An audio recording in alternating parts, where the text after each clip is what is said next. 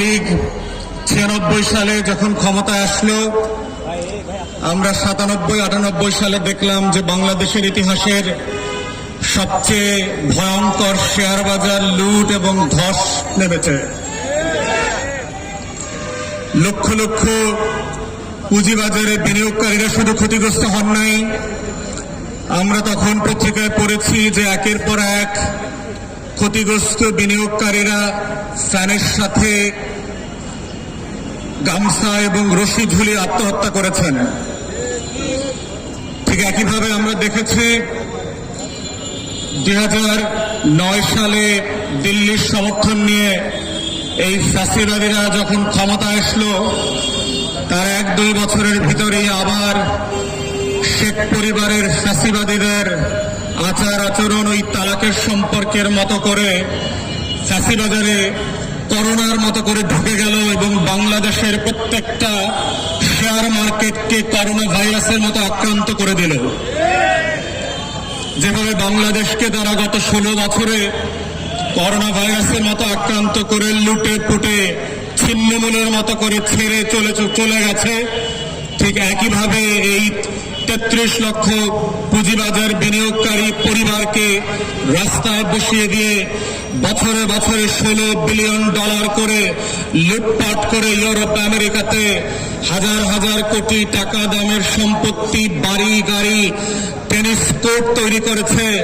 যখন আমার লক্ষ লক্ষ পুঁজিবাজারের বিনিয়োগকারী ভাই বোনরা খেতে না পেরে আত্মহত্যা করছে, দিনের পর দিন প্রতিবাদ করছে, মাসের পর মাস বিনিয়োগ ফিরে পাওয়ার জন্য, পলিসির জন্য আন্দোলন করছে, ঠিক সেই সময়টাতে আমরা দেখলাম অন্তর্বর্তীকালীন সরকার একদল বাটপার লুটেরাদেরকে বিভিন্ন ব্যাংক থেকে এনে স্টক এক্সচেঞ্জে বসিয়ে প্রমাণ করেছে বাংলাদেশে যাদেরকে আমরা জুলাই আগস্টের গণ অভ্যুত্থানে রক্ত দিয়ে দয়া করে উপদেষ্টা বানিয়েছিলাম, তারা 33 লক্ষ পরিবারের বিরুদ্ধে যুদ্ধ ঘোষণা করেছে। এজন্য গণ অভ্যুত্থান হয় না, এজন্য শেখ পরিবারকে দিল্লিতে পাঠানো, এজন্য গণভবনের জাদুঘরে পাঠানো নাই, এজন্য নতুন নতুন উপদেষ্টা বানানো হয় নাই। তাই অন্তর্বর্তীকালীন সরকারকে বলছি, যেই রাশেদ মাকসুদের জায়গা হওয়ার কথা ছিল জেলখানাতে,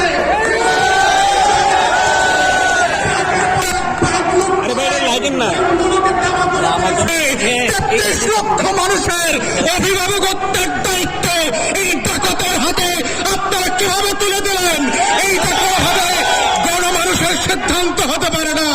তাই আজকে বলছি, বিল্ডিং এর ভিতরে যেই সকল কমিশনাররা অবৈধভাবে লুটপাটের চেয়ারে বসে মার্কেটের ডাকাতি করবার চক্রান্ত করে যাচ্ছেন দিনের পর দিন এবং মাসের পর মাস, আপনারা অবিলম্বে পদত্যাগ করবেন, ভদ্রভাবে করবেন, ভদ্রভাবে করে দুদকের মামলায় পুলিশের কাছে আত্মসমর্পণ করবেন। লুটপাটকারীদেরকে পুনর্বাসন করার রাজনীতি বাংলাদেশে আর হতে দেওয়া যাবে না। তাই আমাদের বক্তব্য খুব পরিষ্কার, বাংলাদেশে পুঁজিবাজারে বিনিয়োগকারীদের পক্ষ থেকে বারবার যে যৌক্তিক দাবিগুলো করা হয়েছে, আমরা দেখতে পাচ্ছি অর্থ উপদেষ্টা এবং অন্যান্য বাণিজ্য উপদেষ্টা থেকে শুরু করে এগুলোকে ছেলে খেলার মার মতো করে নাচনিপুরির মতো করে খেলছেন। অর্থ উপদেষ্টাকে বলছি, নাচানাচি বন্ধ করেন। আপনাদেরকে আমরা যাবে দয়া করে চেয়ারে বসেছি, আবার দৌড় করে চেয়ার থেকে নামিয়ে দিতে পারবে। এটাই আমাদের বক্তব্য খুব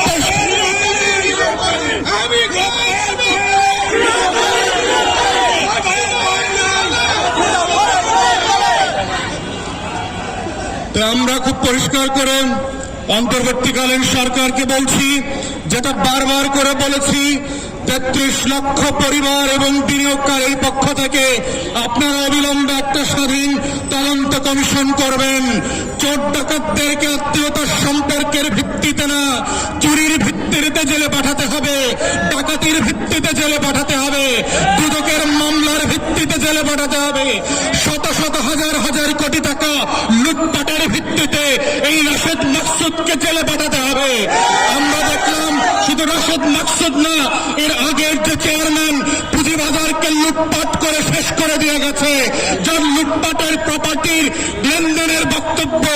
সিঙ্গাপুরে টাকা পাচারের ঘটনা পৃথিবীর বিভিন্ন গণমাধ্যমে প্রকাশিত হয়েছে, তাকে এখন পর্যন্ত আপনারা গ্রেফতার করেন নাই। তিনি নাকি আপনাদের কোন কোন উপদেষ্টার শাশুড়ি লাগেন, বউ লাগেন, দেবরের জামাই লাগেন। গণঅভ্যুত্থানের রক্তে কোন দেবর ভাবির সম্পর্ক চলবে না। গণঅভ্যুত্থানের রক্তের একটাই সম্পর্ক, সেটা হচ্ছে ন্যায্যতার সম্পর্ক, সেটা হচ্ছে ইনসাফের সম্পর্ক, সেটা হচ্ছে বৈষম্যহীন পুঁজি বাজার গঠনের সম্পর্ক। আমাদের বক্তব্য আমরা বারবার বলেছি, এই কমিশন করে আপনাদেরকে পুঁজি বাজার পরিচালনা পর্ষদের শুধুমাত্র কমিশন করলে হবে না, বিনিয়োগকারীদের প্রতিনিধি নিতে হবে। যাদের পুঁজি তাদের প্রতিনিধিত্বের ভিত্তিতে আলাদা পর্ষদ করতে হবে। কোন সিদ্ধান্ত বিনিয়োগকারীদের বাহিরে পরামর্শ করা ছাড়া সচিবালয়, গুলশান ক্লাব আর ঢাকা ক্লাবে বসে আপনারা সিদ্ধান্ত নেবেন, সেই সিদ্ধান্ত জনমানুষের সিদ্ধান্ত হবে না। তাই এই সিদ্ধান্তের প্রত্যেকটা স্তরে স্তরে পুঁজিবাজারে যারা বিনিয়োগকারী ভাই বোনরা আছেন তাদের সাথে গণশুনানি করতে হবে। এই কমিশনকে পদচ্যুত করে নতুন যে কমিশন প্রস্তাব করবেন সেই কমিশনের সদস্যদের ব্যাপারে এই পুঁজিবাজারের বিনিয়োগকারীদের পরামর্শ নিতে হবে, তাদের আস্থা আছে কিনা। সেই সকল ব্যক্তির ব্যাপারে ঢাকা স্টক এক্সচেঞ্জ, আইসিবি যাদের ব্যাপারে পুঁজিবাজারে বিনিয়োগকারীদের আস্থা নাই, এমন কোন ব্যক্তিদেরকে আমরা এই সকল চেয়ারে দেখতে চাই না এবং ভবিষ্যতে দেখা হবে না।